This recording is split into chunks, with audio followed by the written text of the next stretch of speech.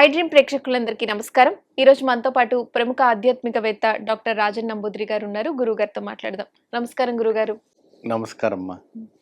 గురుగారు, చాలా మంది ఇంటి ముందు యంత్రాలు వేలాడదీస్తూను తగిలిస్తూ ఉంటారు. యంత్రాలు పెడుతూ ఉంటారు. వాల్‌కి కూడా స్టిక్ చేసి పెడుతూ ఉంటారు. అసలు ఈ యంత్రాలు ఎందుకు పెడతారు గురుగారు? ఓకే అమ్మా. చాలా చక్కని ప్రశ్న వేశారమ్మా. ముందుగా శ్రీ మహాగణపతి దేవతోభ్యో నమః. చూసేవంటి వీక్షకులకు నమస్కారం. మరియు అదే విధంగా ఐడ్రీమ్ ప్రేక్షకులకు కూడా స్వాగతం. యంత్రాలు అనేటప్పటికీ ఎన్నో రకాలైనటువంటి యంత్రాలు మనకు హిందూ సనాతన ధర్మం ఇవ్వటం అనేది జరిగింది. మన సనాతన ధర్మంలోనే యంత్రాలు లేకపోతే ఎటువంటి అయిన కార్యం చేయకూడదు. ఇప్పుడు ఒక ఆలయంలో ఒక విగ్రహం ప్రతిష్టాపనం జరుగుతుందంటే దాని కింద యంత్రం పెడతారు. ఆ యంత్రం పెడితేనే ఆ విగ్రహానికి పవర్ వస్తుంది. కాబట్టి ఆ యంత్రం ఉంటే ఎటువంటి అయినా కోరికలు తీర్చడానికి నెగిటివ్ కానీ పాజిటివ్ కానీ ఎటువంటి అయినా కూడా హరించేవంటి శక్తి ఆ యంత్రానికి ఉంటుంది. దానికి ఆ విగ్రహానికి ఎప్పుడు కూడా అభిషేకాలు, పూజలు మరి అనేక రకాలైన అలంకారాలన్నీ చేస్తూ ఉండగా దానికి అపురూపమైనటువంటి ఒక శక్తి రావటం అనేది జరుగుతూ ఉంటుంది ఆ యంత్రానికి. దానికి దాంట్లో 1,50,00,000 యంత్రాలు ఉన్నాయి. ఆ పేరు చెప్పుకుని పోతే ఈ రోజంతా సరిపోదు. ఒక 4-5 యంత్రాలు నేను చెప్తాను.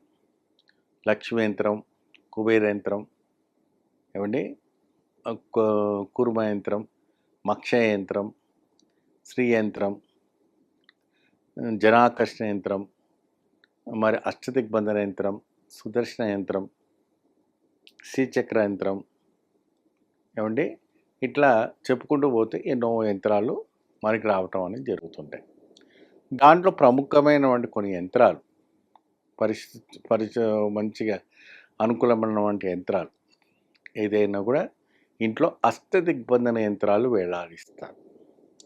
అష్టము அப்படின்னா ఒక 8 దిక్కుల ఉన్నటువంటి బంధన.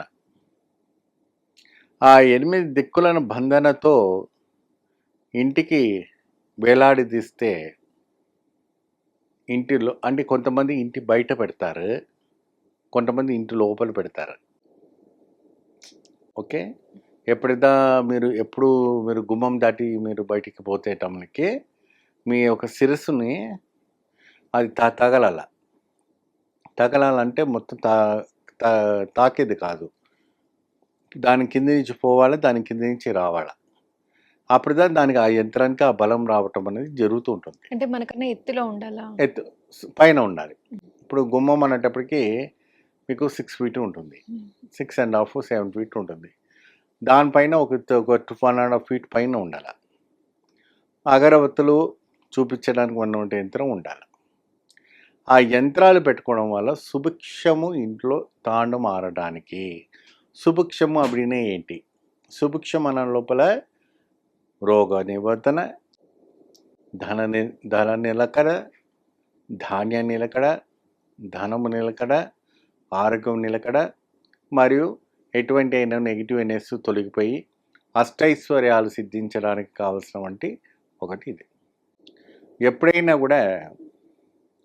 ఎప్పుడైనా అమావాస్య రోజు కానీ పౌర్ణమి రోజు కానీ అమ్మవారికి ఆ యంత్రంలో ఉన్నటువంటి శక్తికి పొంగాలంటే నిమ్మకాయ కట్ చేయాలి.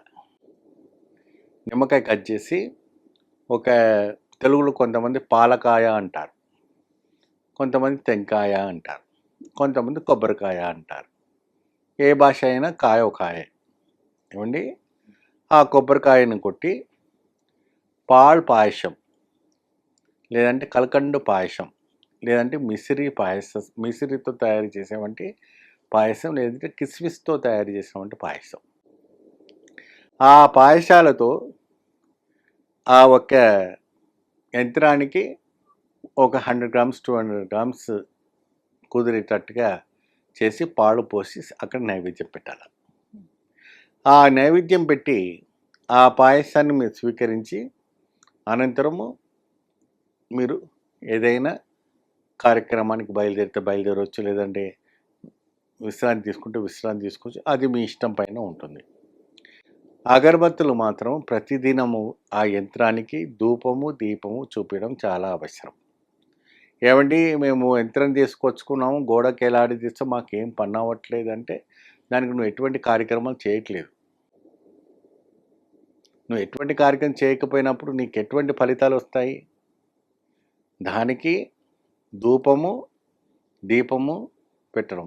ఇప్పుడు మీరు ఒకరోజు మీ మిత్రుని తెచ్చుకున్నారు, ఓ రోజు అంతా కూడా టిఫిన్ పెట్టారు, కాఫీ పెట్టారు, భోజనం పెట్టారు, అల్పారం పెట్టారు, నీళ్ళు ఇచ్చారు, అది ఇచ్చారు, ఓ రాత్రి పడుకోబెట్టారు, అయిపోయింది. మరి మరుసటి రోజు అవన్నీ ఏమి ఇవ్వకపోతే ఆ వ్యక్తి ఏం కావాలి? ఇంట్లో ఉండడు కదా. అవంతా కూడా హోటల్లో తెచ్చుకోవాలనో మరి ఇంకేదో ఇక్కడ ఉంటే ఇంకా మనకేం దొరకట్లేదు అనేసి వెళ్ళిపోతాడు. ఆ యంత్రంలో ఉన్నటువంటి శక్తి కూడా అంతటిదే.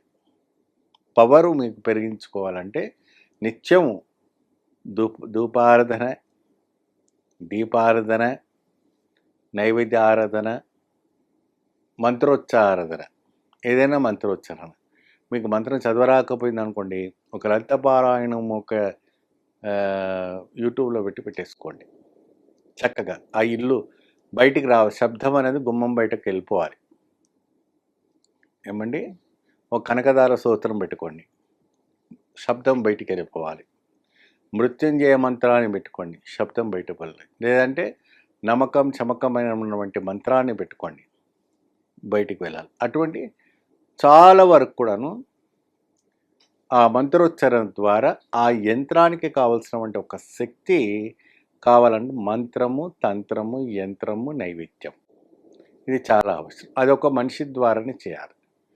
ఒక ఇంటి యజమానురాలు ఉందనుకోండి, ఆవిడ పనికి ఒక్క రోజు వచ్చేసి చేస్తే మంచిది. పనికిరాని రోజుల్లో ఆవిడ చేయకుండా ఇంటి యజమానురాలు ఉంటారు కదా పురుషుడు, ఆయన తలస్నానం చేసి ఈ కార్యక్రమం చేయాలి. అంటే అది నరదిష్టి యంత్రం అయి ఉందనుకోండి, నరదిష్టి యంత్రానికి కావలసినటువంటి ధూపం పట్టించాలి. చింతబొగ్గు మరియు ఇతర ద్రవ్యాలు ఉంటాయి. ఆ ద్రవ్యాలు అంటే మైచాచం ముగ్గులం అంతా పోగ వేసి ఆ యంత్రానికి ధూపం పట్టించాలి. ఇల్లంతా ధూపం పట్టించాలి. అప్పుడే మీకు అపురూపమైనటువంటి శక్తి రావటం అనేది జరుగుతుంది. గురుగారు, ఇంటి ముందు యంత్రాలు ఉంచడం వల్ల ఏ విధమైన మంచి జరుగుతుంది అనేది చాలా చక్కగా వివరించారు. ధన్యవాదాలు గురుగారు. నమస్తే. And for more videos, Please subscribe to iDream. Please subscribe to iDream. Please subscribe iDream. And please subscribe to iDream. For more videos, subscribe to iDream. please like, share and subscribe to the channel. Congratulations, iDream. subscribe to iDream. Subscribe to iDream. So subscribe to iDream Media. iDream की iDream team अंदर की huge congratulations. Please subscribe iDream Media. Please subscribe to iDream. Subscribe iDream. Please subscribe to iDream. iDream అంటే నా కళల ఛానల్ను subscribe చేసుకున్నారు, నోరు తిరుగుతలేదు.